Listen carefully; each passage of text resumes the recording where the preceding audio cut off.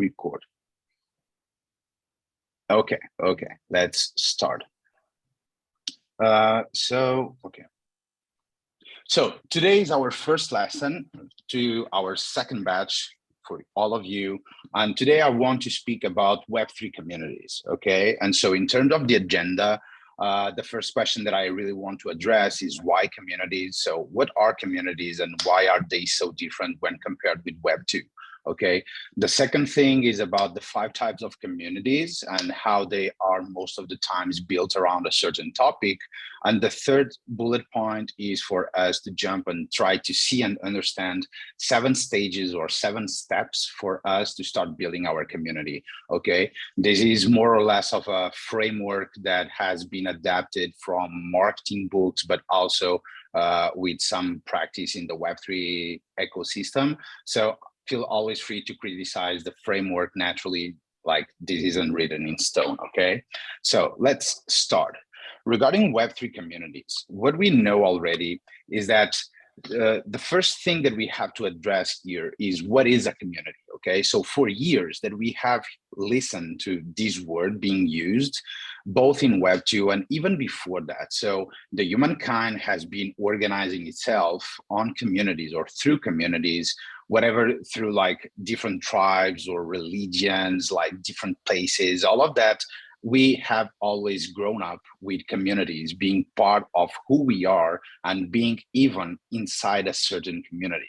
Okay, so what we know in terms of a definition, like the easy way to put things is that so community is like a condition of sharing or having certain attitudes and interests in common, okay? Or a much better that I prefer, which is a community is a group of people who share an identity forming narrative. And I've put here this definition because the key words of identity forming narrative is what makes communities so big in Web3. Like when we start analyzing both DAOs, social tokens, NFT collections, and those, what we can immediately recognize is that most people under these tokens or collections, they all have some identity forming or some identity that they relate to, okay? So that's a cool artifact that I love about NFTs is that we are not always just buying a JPEG. Most of the times when we buy into a collection is much more about that JPEG is something that we identify with. And so regarding the community, this is a very easy to put definition, but I really want to make sure that we can here frame what are some of the differences between Web2 and Web3 communities, okay? And so I think that Lyle has shared already the last Tuesday some thoughts on the first bullet point here, that on Web3 communities, very different. This is a very different behavior when compared with Web2 communities. So in Web2, we know some companies like Nike and Apple and other big companies like these, they all say that they have communities, and that's true for sure. Like Salesforce, they have a huge community. Facebook has a bunch of Facebook groups with a bunch of communities. But the thing is that until now, until Web3, these communities and the members of these communities, they were not invested in the community as investors, okay? There was no way for them either to have a financial upside with the future success of the community and the work, or at the same time to be co-owners of these communities. And so this is the first argument that makes Web3 communities so much stronger and so much different, because right now community members, they are actually investors. They invest by buying these tokens, by buying social tokens, NFTs, or even coins. They are buying into the project. They are investing in the vision of the project and the execution ability of the founders behind the project, okay? A second thing is that Web3 doesn't sleep. And Web3 doesn't sleep also because Web3 is global since day one. And why? Because the first big use case for Web3 was to try to help the unbanked. So DeFi for years has been the edge or has been leading the efforts on Web3. What makes that when we look at the world, yes, I know that I am an European and a lot of people being Americans and Europeans too, we have some sort of privileges, but there are like billions of people who have no access to some of the things that we take for granted. And so this makes that Web3 works on whatever time zone and at the same time in whatever place, because Web3 is constantly building or creating new opportunities for people across the world to share either financial upsides or instead to contribute and collaborate with others. And so this is why Web3 is so fast paced, while at the same time being global since day one, okay? And also another thing very different in the Web3 community ecosystem is that like Web3 has all these ethos of WOGME. And WOGME is we all gonna make it, for those of you who don't know the WOGME word. And what this means is that it is now a positive sum game. And why? Because beneath most of these communities, there are chains, and these chains, we all know that they won't survive by themselves. Like nowadays, we are going through the moment where a bunch of projects are coming in with cross chains and parachains and all of that to connect these multiple universes. So we have now projects like Cosmos building a cross chain huge on top of Solana and Ethereum and connecting these worlds, which until now they were completely separate. And the cool thing is that it allows us to know what our community members are doing by having a token and by the fact that most of the information right now is completely open source. And so that leads to a fact that we are all building on top of something that is completely transparent, which is completely trustless and is at the same time open source, which is like for the first time in years, a very good ethos to start building technology and relationships on top of this, okay? And so these are perhaps the 4 key most important factors that make Web3 communities so powerful. And the fact that now Web3 communities are so powerful, it takes them into becoming the center of any organization, okay? And so as we can see here, and this is brought to us by community-led, so communityled.com, I think, so I can share the resources after, but they have been doing a lot of work in terms of where communities can take the future of work, organizations, financial institutions, and all of that, okay? And so they have here a very, very, very cool analysis when comparing the before and the now. So we can see the before as the Web2 landscape and the now as the next evolution. So the Web3 or the Web 2.5 that we are going through. And as we can see, initially communities were about like 1 person or 2 to 3 people broadcasting some things, okay? And we can see these, for example, just by looking at the last 10 to 15 years on YouTube or content creator or the creator economy, we had someone that was broadcasting their ideas and we were just listeners, okay? Sometimes we could engage, but there was no incentive either for them to take our opinion or for us to keep engaging with them, okay? But nowadays, because we can invest in projects, we can give our opinions by investing in these projects, and people who are building these projects, they want to hear our feedback because in the end, we are both investors and customers and fans and loyal fans and all of that, all at the same time. So when it was about broadcasting, nowadays it's about connecting people, okay? And when it was about like communities that only survived out of etho or out of ether, sorry. Nowadays, it's much more about empowering people. So nowadays we see all these new job roles and job descriptions like moderator and community designer and community-led whatever, which means most of the times we are talking about people that come from the community of a certain project and get some responsibilities. And this is like this sense of ownership by being part of a certain project is something really new. Like imagine if Apple, Salesforce, Buffer, if Nike and all of those companies gave to their community responsibilities that would create much stronger relationships by empowering their community members. Okay.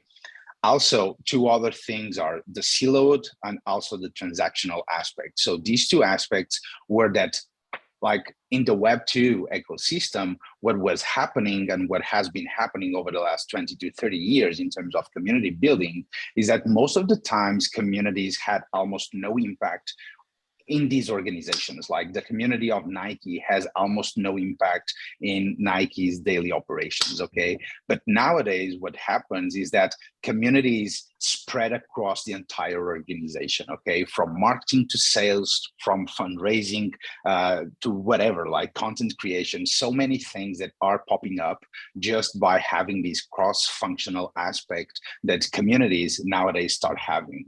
And also, we in Web2, it was very transactional in a way that just by being part of a certain community, we knew already that perhaps we could have something out of that, okay? But nowadays, what happens is that the community brings value to the company at the same time that the company brings value to the community. And so it acts as a community flywheel. And this is where I want to go now. So here on your right, you can see this community flywheel working as best as possible. And this is what is going on nowadays with Web3 communities and huge projects like Ethereum, Uni Swap, Sushi Swap, and others, okay? Like at the center, they have their community and they build relationships that lead to more content, that lead to more engagement and trust over time, while at the same time, they get continuous feedback on the product that they are doing. Their community helps them with sales, their community helps them with success, their community helps them with support by treating well other people that come with doubts or questions, and their community also helps them by making some marketing, because right now community members want more people and better people to be involved in their community, okay? And so this is why Web3 communities are so different when compared with Web2. It's about the impact that communities can bring to the businesses nowadays. It is about the empowerment that nowadays we can have just by having or by being part of a community and by having invested into a community, okay? So heading now into the 5 types of Web3 communities. Okay, and these are just like scratching the surface, because I truly believe that over the next couple of months and years, much more will be added here, okay? And so when it comes to 5 types of communities, I have identified here like 5 key types, but we can deep dive into different aspects of each one of them, okay? But most of the times, communities are built on top of certain aspects or certain things, certain particular things. And so on one side, we have interest. And interest is like, yeah, I just want to profit. I'm here to profit. I'm here for the beer. I'm here for the friends, whatever, okay? And so in this case, it's people who share the same interest or passion, okay? It's like, for example, I know there is a DAO nowadays being formed, which is like the Food DAO. I think they are called Food DAO. And the goal of the Food DAO is just for them to try to bring clubs into a DAO formation, okay? Or instead, we can see the Crow House example. Like the Crow House example is they are a DAO, Crow House DAO, and they are just trying to buy an NBA team to manage the team as a DAO. So you can see like how this is just fueled by interest or passion, okay? The other thing is the action. So people trying to bring change into something in particular that makes a ton of people come together under a certain goal, which is a finite action, okay? Another thing is, for example, place. And place nowadays, it can also be metaverse. Okay, so when we look at projects like Sandbox and others, we can see that there is a community of people who are passionate, for example, about real estate in the metaverse. And so those people, they are united under a certain project. It can be, for example, Sandbox, and their passion is the place itself, like the vision of the future of a metaverse where you can sell and build on top of digital land, okay? Another type of communities are communities focused on practice, on knowledge, you call it as you want, but these are people who are under a certain profession or undertake the same kind of activities, okay? We are here talking about communities like Andlar Cliff, or like those type of communities for people who love to read or people who want to write better, like Sheet 3430. I don't know if you know that community, but they are huge nowadays. And it is just about learning how to write better digitally, okay? And the last one is circumstance. So people brought together by external events or situations, okay? And in this case, it can be, for example, I know that there is a DAO in New York just to accelerate the adoption of DeFi, okay? And so this is both a place and action, but the circumstance is for them to unlock the legal system and accelerate the legal system in New York to adopt DeFi as a way to evolve into Web3, okay? So just to give you some examples in terms of what each one of these can represent. So in terms of interest, we can, for example, take a look into Pleasure DAO. So for those of you who don't know Pleasure DAO, they are a DAO of collectors of NFTs and people seeking for NFT alpha.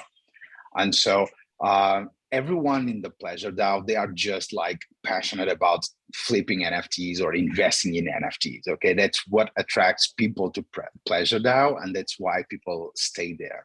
In terms of action, we can take a look at, for example, Constitution DAO. So Constitution DAO was a group of people that came together just because they wanted to buy one of the 13 physical constitutions of the US, one of the 13 ever remaining physical constitutions of the US that was put to an auction a couple of months ago. And so they raised something like $40 million in just 1 to 2 weeks, 1 to 2 weeks. And their action was very, very, very finite. Like the goal was just to buy the Constitution and to hold the Constitution like eternally, okay?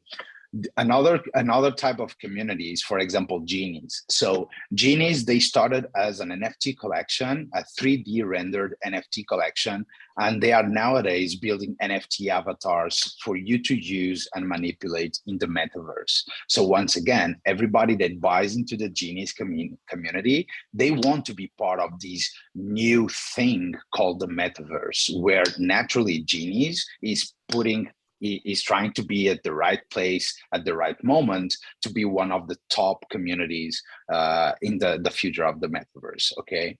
So in terms of practice, we can see our own example here at Vinci DAO. So Vinci DAO is the go-to place for Web3 community professionals to learn and meet other peers and try to excel in life and keep learning and keep refreshing their knowledge and all of that, okay? So we are building this community right now, just focused around Web3 community professionals, okay? And in terms of circumstance, this is quite an example that we can debate, but I assume that it would be cool to put here VFriends. And VFriends, like it is an NFT collection launched by Garyvee. So for all of you who don't know Garyvee, he's Gary Vaynerchuk, a huge YouTuber, but most of all, he's the CEO of VaynerX, which is a huge company in NYC. And he launched VFriends to support the organization of VCon. And so everyone buying into the VFriends collection, they know that they will have to have a VFriend NFT for them to attend the VCon event, okay? And so this is a collection and a community that only thrives under the circumstance of the event. And the event is naturally one of the core things, one of the key things under the VFriends NFT collection and goal, okay? So let's now take a look at what does it mean in terms of the growth of Web3 communities as we have come to the conclusion that is going on, okay? And so when it comes to communities, while here we have seen 5 types on how they start to form these communities, these are more or less 3 types of communities that right now we have in terms of structure, okay? So when it comes to structure, I have made here this distinction between DAOs, NFTs, and social communities and learning communities, okay? So on one side, we have DAOs, and most of the times DAOs they are basically companies. Okay, we are talking about companies that have a goal. That goal is to make a profit, whatever it is, for their community or whatever it is. The profit is perceived with the financial upside or the increase in value over time of their token, and people are pulled into DAOs because they are looking for new opportunities, like to land new jobs, truly, okay? But sometimes also, and I brought here 2 to 3 examples that we can see, also for the network, okay? So DAOs, when there are some DAOs built with key operators or great operators, that's natural that people are pulled into that DAO. Another type of communities, so we have NFTs and social communities, okay? So social communities are like, let's see, like you see the creator economy nowadays rising, and we have a bunch of creators launching their own coins and tokens on platforms like Roll and Rally and others. And what they are actually building are social communities, okay? Because what will happen is that these creators, they will quickly recognize or understand that in order for them to have a financial upside and to keep increasing the value of their token, they will have to bring a community and to create a community, okay? And that's, for example, another way on how I believe that Web3 community professionals will have like a huge surge and demand over the next couple of years, is also because the creator economy is accelerating the need to build communities. And so social communities are these communities driven by a social thing, a social characteristic.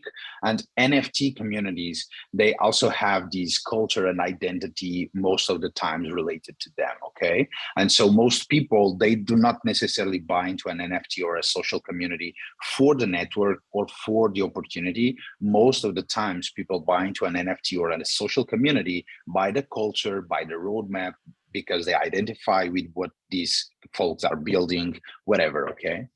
And last example is the learning communities. And so learning communities are focused on sharing knowledge and also build network, okay? And most of the times this network is very different from the network that DAOs allow you to build, or even NFT collections, because the network that learning communities build, like here at Vinci DAO, the kind of network that we want to build is to make sure that you have always a safe place to come back, to keep learning from your peers' insights and experiences, and keep moving forward with your life, okay? And so most of the times, these learning communities, they are very focused on sharing knowledge and creating great learning experiences, okay?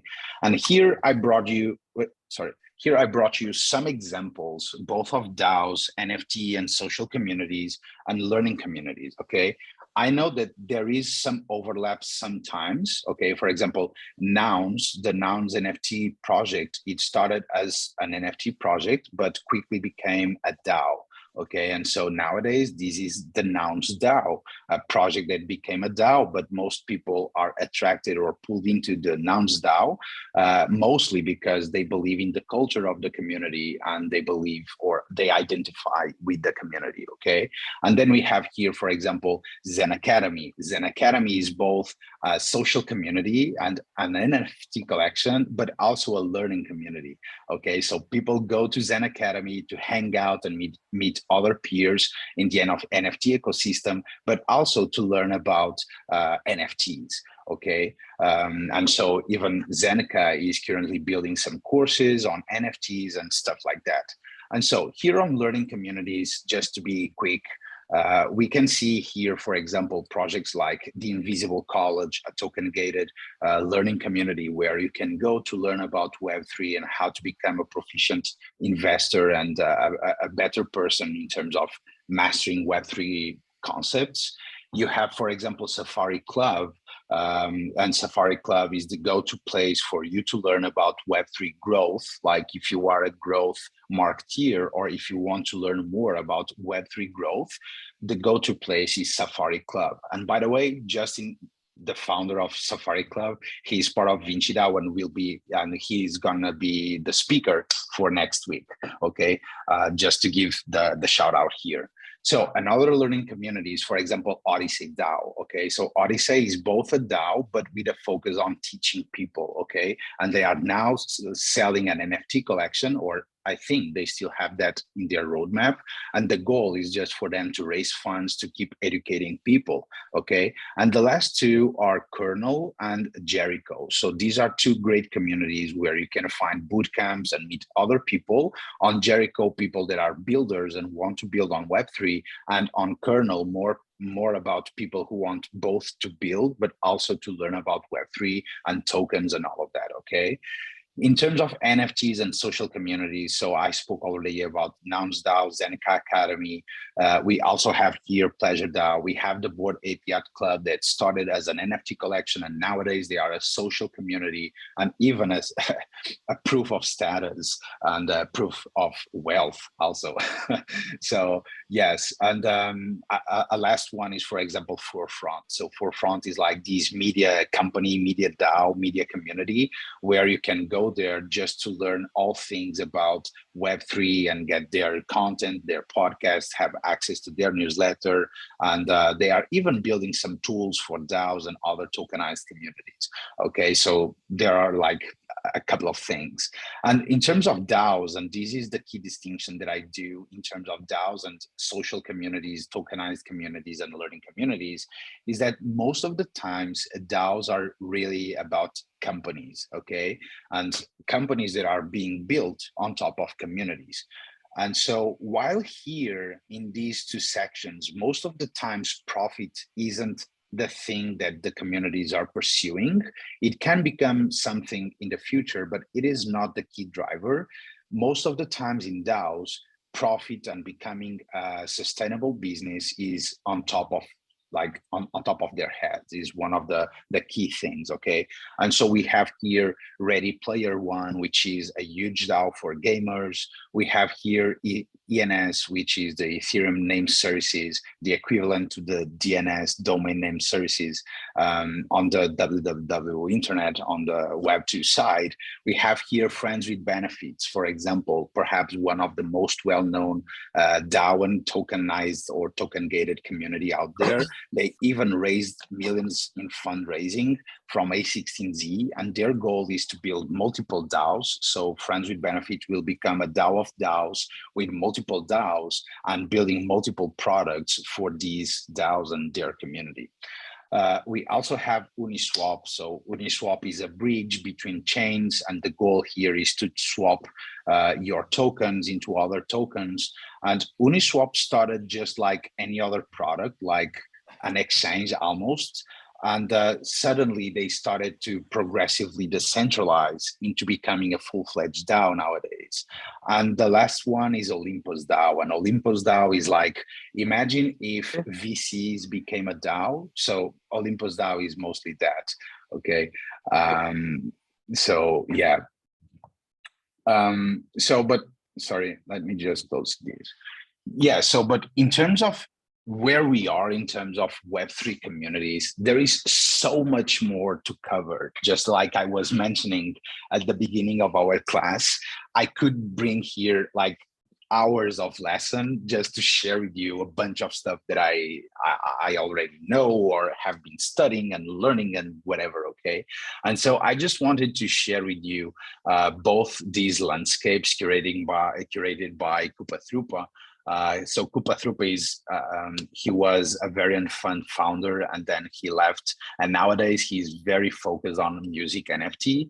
And this is just for you to have an idea that the DAO landscape, both in terms of operating systems, investment DAOs, grant DAOs, like beneath every single name and logo that you see here, you will find a community.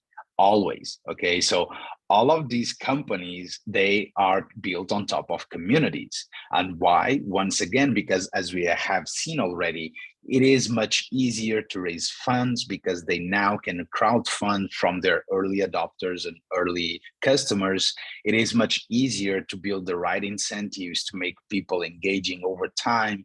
It is also much quicker to build the product that their community asks them to build and all of that. So as you can can see here so many DAOs, and there are so many more that have been added into these landscapes since Koopa Troopa done this, okay? And just about the music NFT, and this is me just bringing you some context on the thing of the creator economy, as I was mentioning back a couple of minutes ago, is that a ton of creators are coming to Web3, and they are now understanding, or they start to understand more, how they can leverage tokens, coins, NFT drops, and such like those, to build proper communities. Okay, so just in terms of music artists that have started to launch their music as NFTs, there are a bunch of examples already here, both in terms of platforms and all of that. But once again, all of these are built on top, like these are products, companies built on top of communities, okay, or just communities that pursue a certain goal. And so once again, if on our kickoff lesson, I shared with you some of the key trends that are currently happening in terms of like making the Web3 space even bigger, you can see how for Web3 community professionals, the future is like very bright, okay, because with the number of companies that have been built over the last year and 2 years, imagine the number of companies and communities and NFT projects that will be launched and built over the next 2 to 3 years. And so companies will start to hire even more community professionals, and we will start to see the emergence of new job roles, job descriptions, better perks and things like these, and community professionals will become both the key for the Web3 success, but also key members in building these communities, okay? And so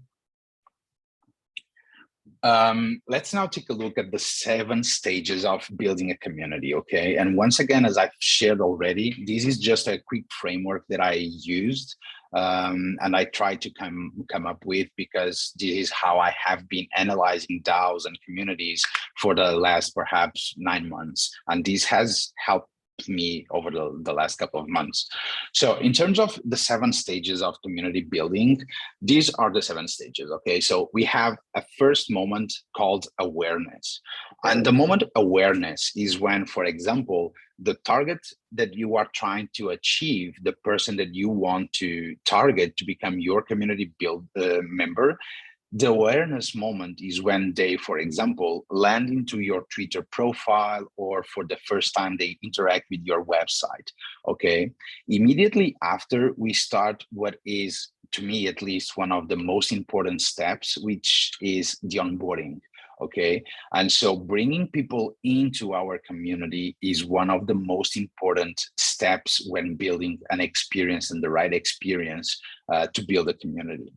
The third step is about activation. And activation is, okay, now that I have 1,000 people, for example, on my Discord, how can I, like, what are some of the key actions or triggers or activities that I have to do to wake them up, okay? But after I wake them up, I need to make sure that they keep engaging. And so engagement is, once again, perhaps one of the most important steps also in terms of building a community, is how to create the right incentives for your community to keep engaging with you, okay?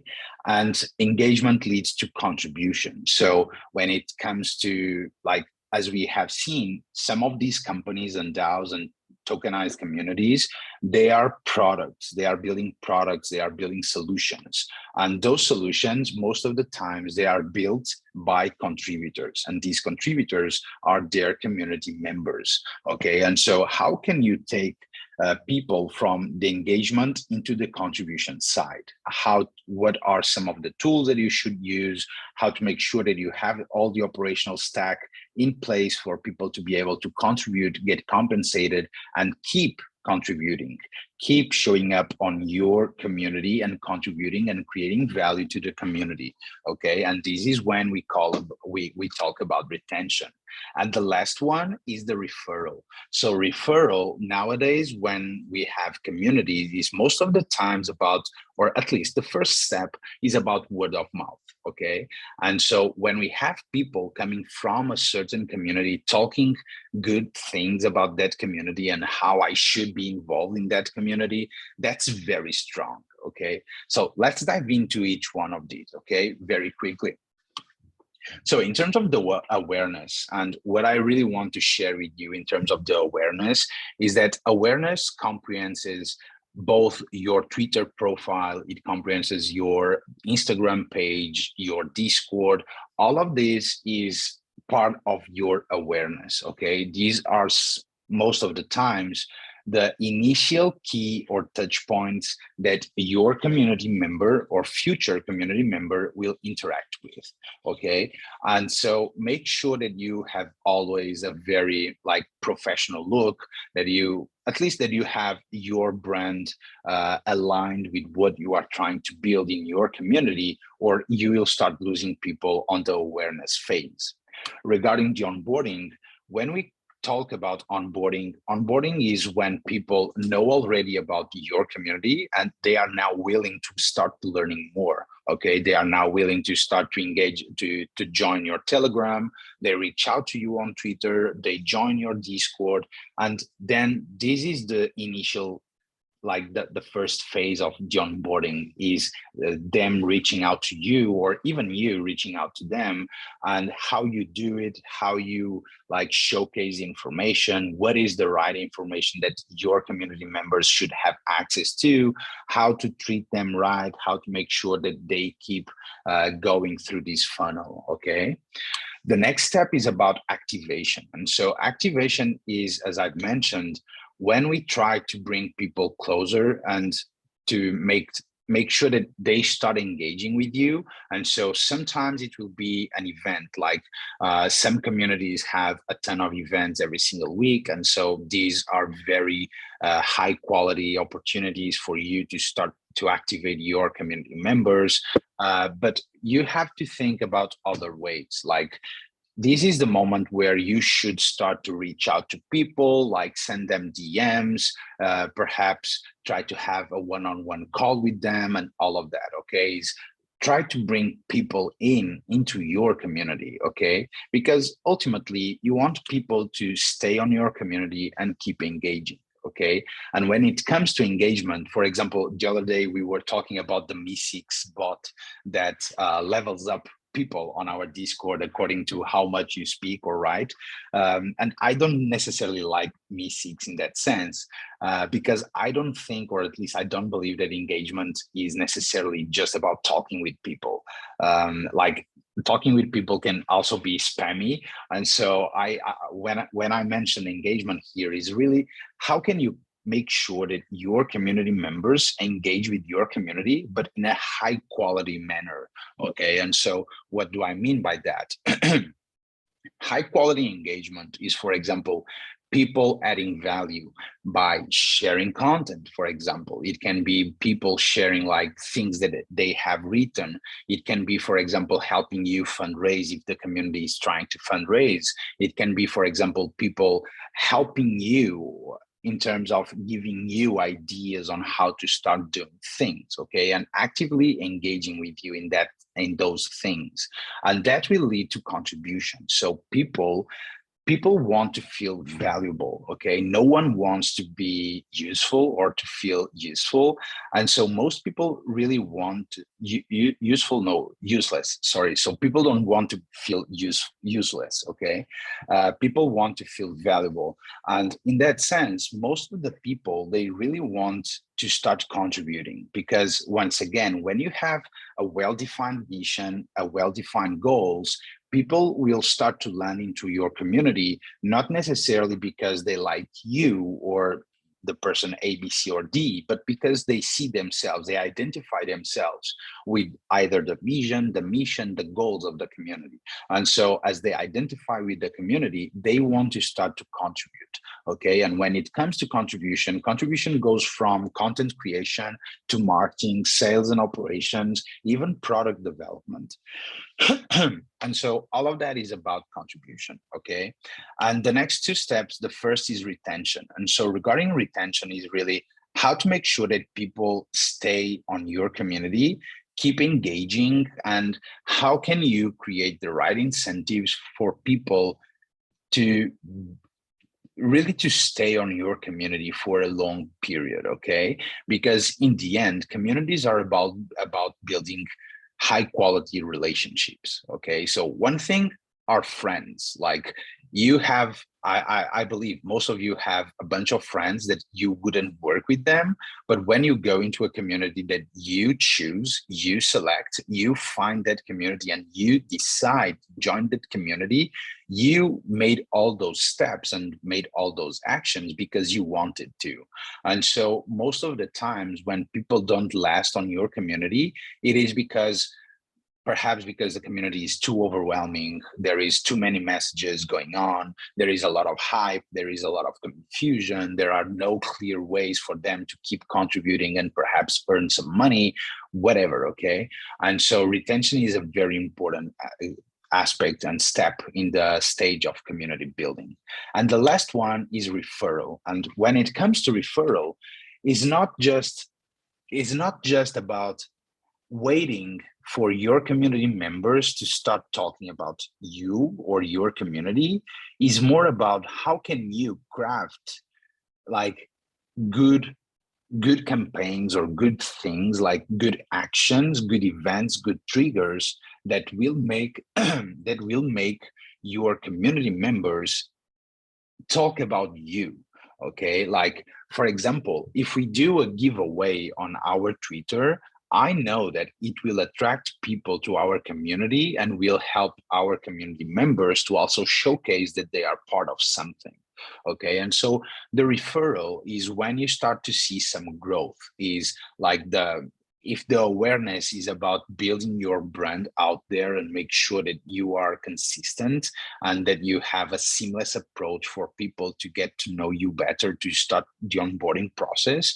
The referral is about people who love so much what you are trying to build with your community that they even want to bring their friends in, okay? And they want to start to speak about you and talk about you and the community, okay? And so these are the 7 stages or the 7 steps in terms of community building, and just a framework that has helped me over the last couple of months to analyze any community that I join. Like, how good are they in terms of awareness? How good are they in terms of onboarding, activation, engagement, and all of these steps, okay? And nowadays, naturally, as we are trying to build Vinci DAO, we are also trying to make sure that in every single one of these steps, we build the better experience possible. So yeah, that's it. So now let's jump into the breakout rooms. We have here 10 final minutes. And regarding the breakout rooms, the goal here is for you with your faction, as we call them, to identify in group with your group what is the most critical step in each of the 7 steps. Okay, so in each of these 7 steps, what is the most critical step for you and for your group, okay? And then after you decide what is the most important step, then you with your group should define a 5 stars experience for that particular step. Okay, so if it is, for example, about awareness, a 5-star experience can be, for example, having a newsletter and a podcast and a YouTube channel. I don't know. Okay, just giving ideas. If it is about engagement, is like, okay, how can you craft a 5-star engagement experience for your community members to stay on your community by engaging? Okay, and so I'll give you like 5 to 10 minutes to deliver a 30-second pitch.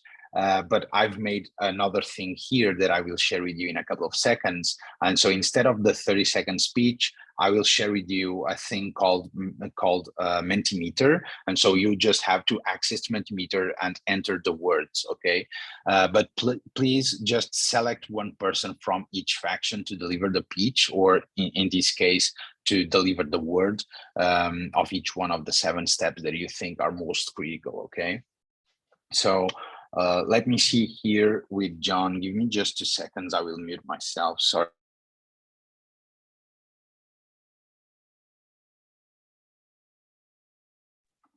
Okay, I will have to stop. I have to stop sharing. to give John host, make host. Here it is.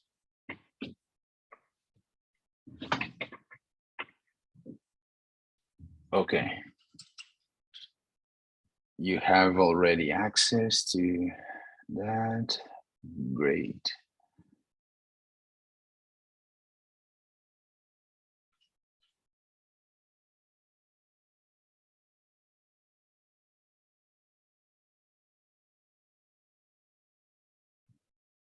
Okay, so we are going to join you in the breakout rooms in a couple of seconds. Sorry, I hate all these logistics in terms of these tools and whatever. I think it must have happened already with most of you. So sorry for the mess. All is the same thing.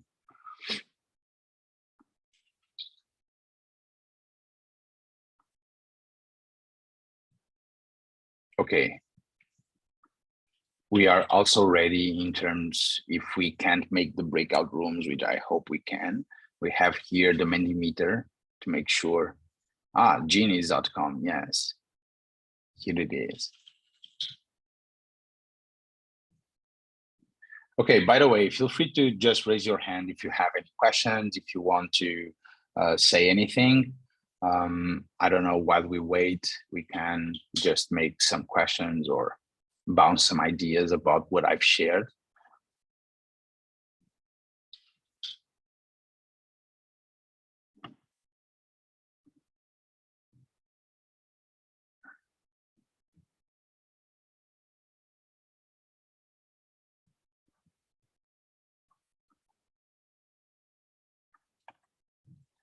John?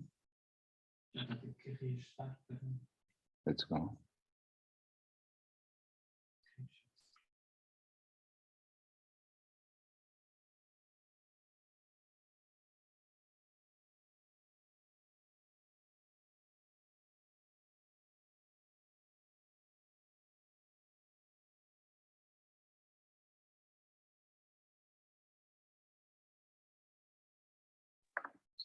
Okay, so see you in a couple of seconds.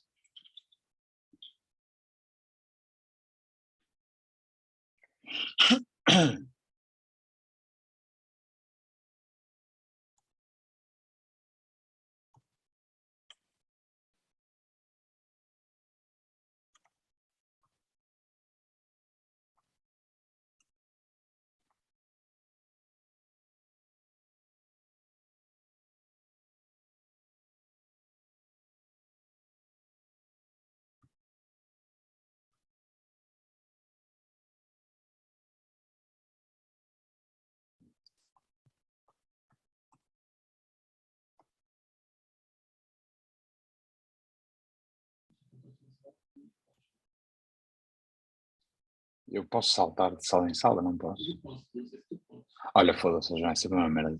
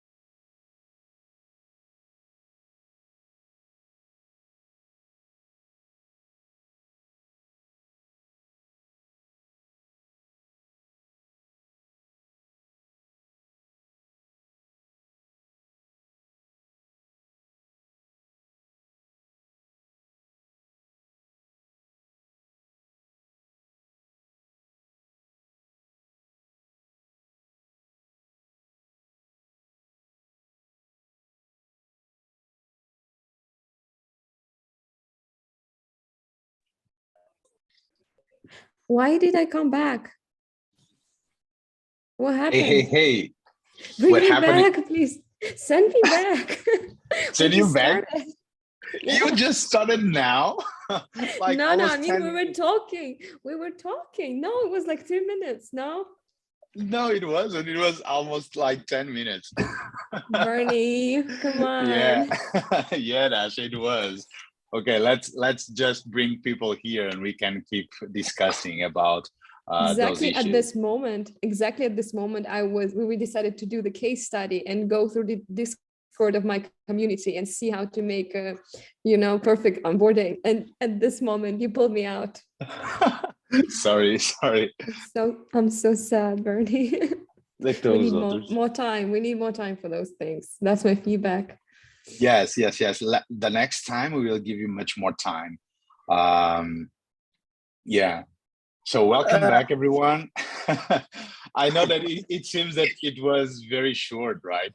So next time, let's make here a quick change. So next lesson, we will push the breakout rooms to the middle of the lesson, because if not, it's very tiring to me to be always talking for you to have, and for you to have more time to speak with each other. I believe that is better. So let me know, what have you discussed? I will share here with you a quick link. It is a Mentimeter. Let me know if you can have access to it. I send on the chat. I love this tool. Yeah, okay. Yeah, I've used that tool. So I hope everything works just fine.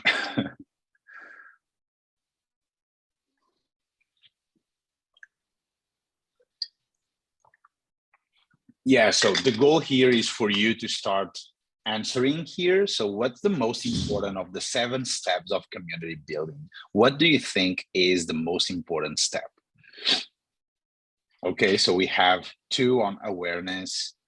We have Bernie, everybody 4. answers, or just one person from the group? No, we can all answer. We some people left already. They sent me a message saying that they had to leave, so don't worry about that.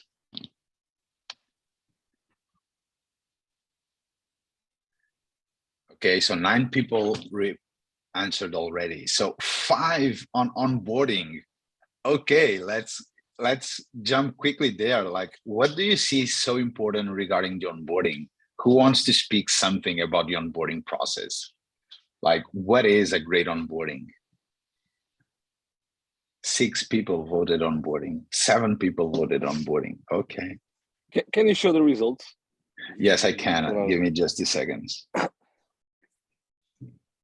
I have to come here. Boom, boom, boom.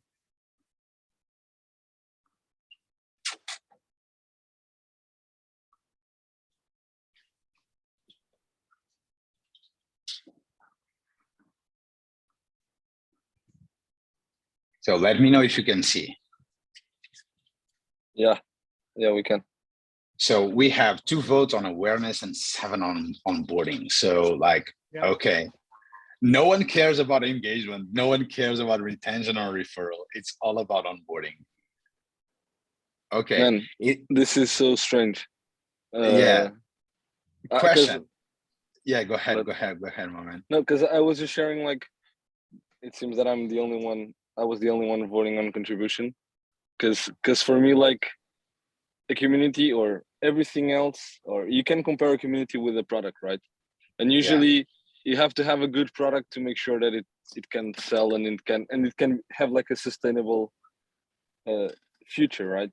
So the product is key, and that's what I thought when I chose for contribution. Even though I agree there are challenges everywhere, and like all of the stages are important, but in the end, if you don't have a good product, yeah, you can onboard a lot of people, you can have like a lot of initial sales, like comparing to a product, but in the end, like, no one will refer you, no one will keep with you, so there will be a lot of churn. But maybe the product in a community is not the contribution. So, or maybe the same rules that you see in a product don't apply on a community. So I don't know. I actually am super curious to hear the thoughts of everyone, to be honest. Yeah, so Philip, feel free to go ahead. And then we have Onwoka also. And let me just bring one question here on top of the table. Is it onboarding that important, or is it just because the Web3 onboarding is so shitty right now?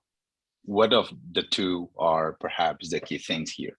So Philip? So, Bernie, I'm part of the large team of folks who believe onboarding is the most important step of those steps. And I agree. I think good product is key. However, if your onboarding sucks, people will never get to contributing. So I feel like it's the first step, as we discussed in our breakout room, the first interaction you have with someone from that community, with another human. So like you've been aware of what they're doing, now you want to take part of it. And now like that onboarding has to be great, because then you just won't get involved. So that's what we kind of discussed. And then Nathan also brought something really important, which is, I guess, the challenge of onboarding is that there's a psychological aspect to it, because it's all about expectations. Let's say you show up somewhere and I don't know, you want to get super involved, but their expectations for contribution are low, or vice versa. Let's say you don't want to involve that much, like you want to get involved a bit in the community, but they expect so much out of people that maybe you won't be interested on staying there on the long run. So yeah, it's crucial. We believe it's crucial, but it's a tricky and complicated thing to do properly. Yeah, I agree with you. I think that I love to see things as stories. Like everything to me is a narrative. And onboarding is to me just setting the context for the story to evolve. And if the context is wrong at first, you will never end the movie. You won't keep reading whatever. So you will drop the book at the beginning or on the first chapters. Yeah, Lyle, I see you have your hand raised. Yeah, so I'm also in the group of 7 that voted for onboarding. Part of my thought process there was, I think a lot of people focus on, or a lot of new projects focus on awareness first, kind of like, oh, we need to get the word out, but then people will get plopped into their community or their product or whatever, and it'll fall flat. And I think you're right, in Web3, it's particularly difficult for onboarding.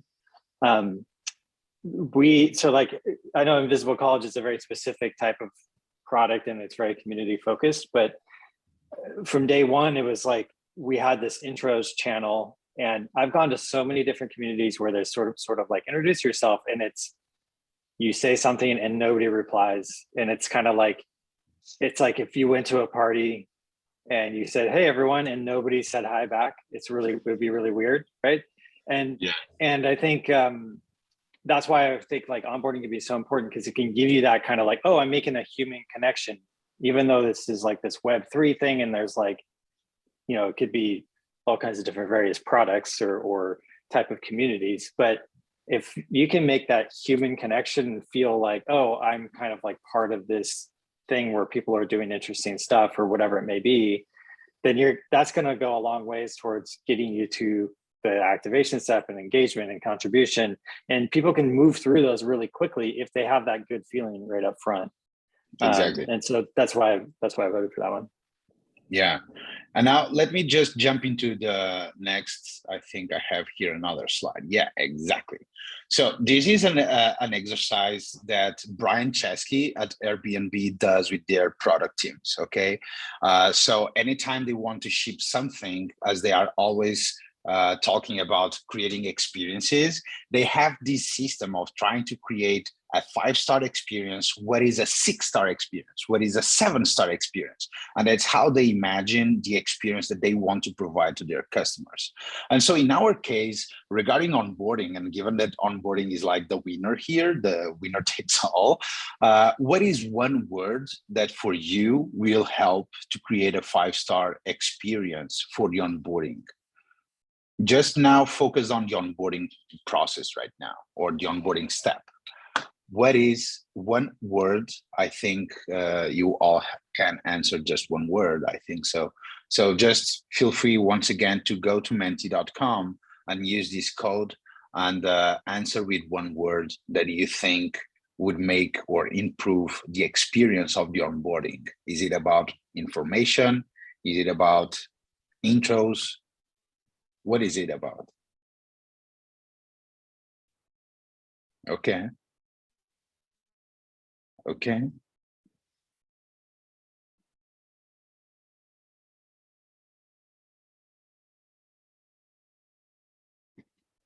Okay.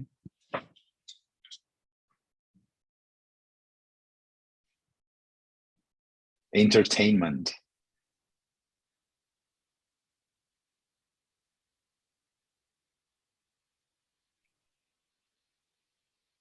Okay, okay.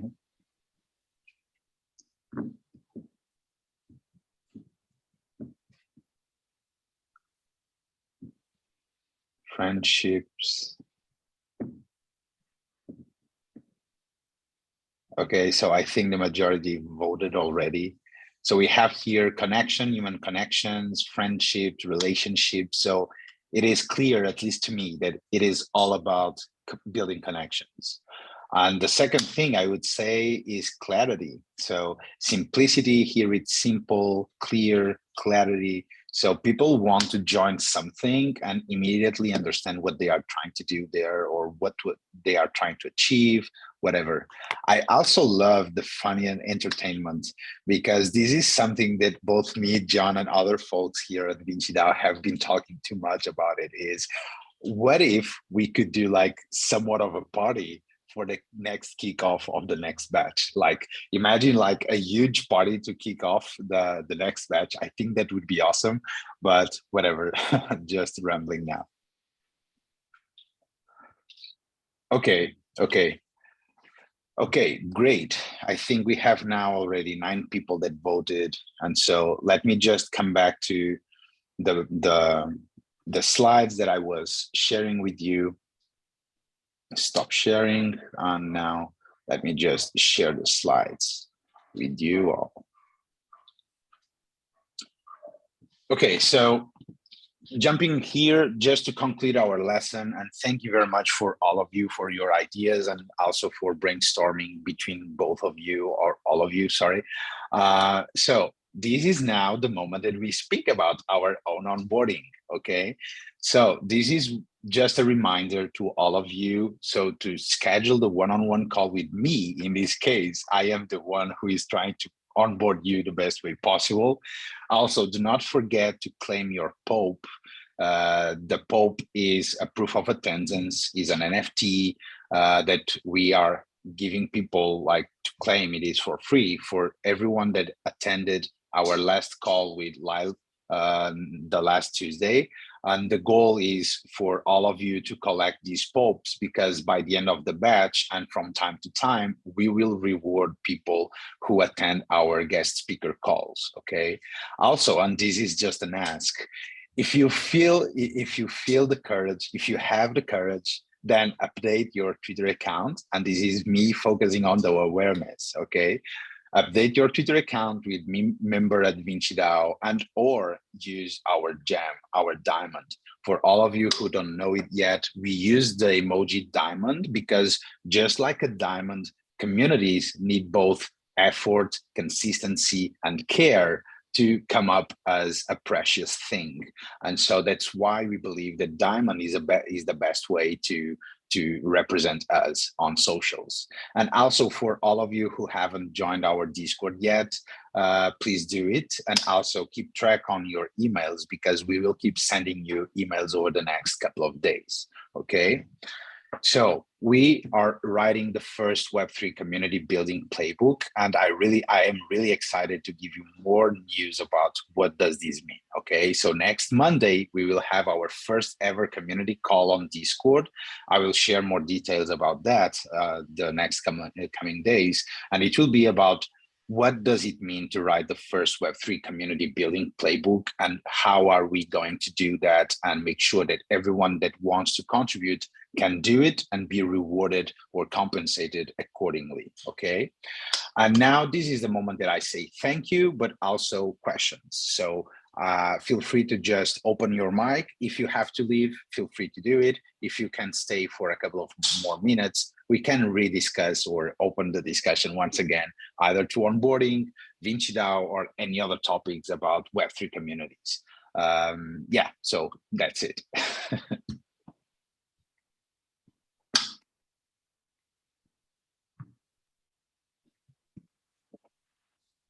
Thanks, Bernie. I gotta get going. Thanks, John, Bernie. It was nice. You're welcome, and thank you for being here, Philippe. See you. Thank you all. Let me know if you have any questions. Just bump on our Discord. Yeah, Krishna. Hey. What do you think the difficult step in those 7 steps, as you are a community manager, like before, what do you think the difficult step is? In terms of becoming a community manager? No, yeah, in those 7 steps, what do you think as a community manager, what do you think the difficult step in those 7 steps you mentioned it, right? Okay, to be truly honest, I think the hardest step, the hardest for you to get is retention. Okay, because over time people tend to forget why they joined the community if you can't compel the right vision and the right sentiment. So over time, like in a 3, 6, 10 months period, retention is perhaps the hardest to get. Contribution is perhaps nowadays the most messy. Okay, there are a ton of DAOs and communities built on top of volunteers who are not even earning anything by contributing. And that will lead us into a disalignment between incentives and people who want to contribute to build projects. But right now, as Web3 is, so with the current state of Web3, what I think is the most important problem for us to solve is the onboarding process. Okay, and why? Because the onboarding process in Web3 is really broken. Like you go to Twitter, you jump to a Telegram, you jump to a Discord, and then on Discord, it's really messy. Like Discord wasn't built for communities. It was built for messaging between gamers and devs. So it is not for non-tech. Most non-tech don't like Discord. A bunch of people hate Discord in terms of organization. You are always jumping through the messages. Well, I believe you know the pain. And so I think that's why onboarding is so messy right now. And so that's why I also think that at the moment, the most urgent problem for us to solve is the onboarding. But in a long term, it will become the retention, how to retain people, and the contribution also, how to retain contributors over a long period of time by having the right incentives aligned. Let me know if I've answered you. Yeah, thank you. Great. So friends, I also need to jump. Let me know if you have any other question. I can stay here for 3 more minutes. Hey, hi. So what we can do to solve this retention problem? The retention problem? Yes. Or the onboard? Okay, the retention problem. So regarding the retention problem, I can share with you some insights that I've learned from other communities, okay? And most of the times, retention is about incentives alignment and clarity, okay? And also a third thing is rewards. So for you to keep people engaged over time and to retain them on your community, you should make sure, you have to make sure that you have the right incentives. Like if they want to contribute, what does that mean? Will they be able to make a living just by contributing to your project? If not, why? What other things are you doing to reward people who are willing to contribute? Okay, so these are like how to structure incentives. You can use a token, you can compensate people with NFTs, you can even pay people with USDC or any other coin, okay? So this is the first thing, is align incentives for people to start contributing, and if they like the way they are contributing and how much they are making, they will stay and will become retained. The second thing is, okay, how to reward the people that contribute the most and who are, as we call, your champions, the community champions. And so the community champions tend to be people who are really engaging. They are there to support other people. They help you on multiple tasks and multiple things.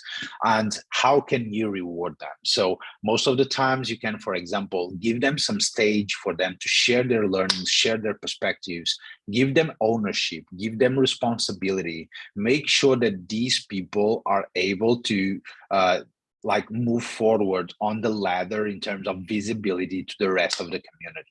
Okay. And the third thing is keep engaging with these people. Okay. So keep bringing them, keep reach out to them, keep build that relationship. Just like if it was like treat them as your friends, not necessarily because you want to have a friendship with them or not. That's a consequence. Like I believe that friendships are a consequence, but start with a transactional mindset and evolve into a relationship. Okay, so a transactional mindset is, okay, this person is here because I can provide them something valuable, and I want them here because I want them to provide me something valuable. But over time, you will be able to evolve this relationship from being transactional at first into a relationship later. Okay, and so that's how I think you also can retain people over time. Yes, thank you so much. You're welcome, and thank you for your question, Rituja. Okay, Thank so I you. really need to hop off now. I need to bounce. Yeah, let me know if you have any other question. Feel free to slide into my DMs on Twitter or on Discord. And yeah, let's keep chat. Okay. Have a great day, good evening, and rest of a good day for those who are going through the day. Bye-bye.